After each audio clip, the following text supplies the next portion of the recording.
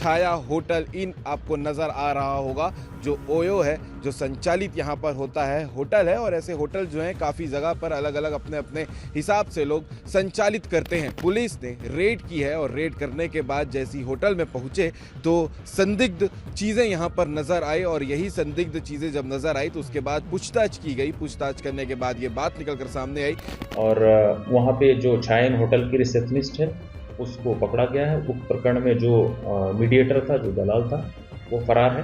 भोपाल से भी कुछ लड़कियां यहाँ पर आई हुई थी, जिनको यहाँ पर जब इनका ऑर्डर होता था तो एक दलाल जो है अपनी कार में बैठाकर एक गाड़ी सुविधा करके जिनको जो ग्राहक है उनके पास इनको पहुंचा के ये व्यापार चला रहे थे। जो लोग ऐसे गंदे काम करते हैं चंद रुपए कमाने के लिए, किसी की जिंदगी खराब करते हैं चंद रुपए कमाने के लिए, शर्म आनी चाहिए ऐसे लोगों को जो चंद पैसे के लिए किसी की जिंदगी बेच देते हैं।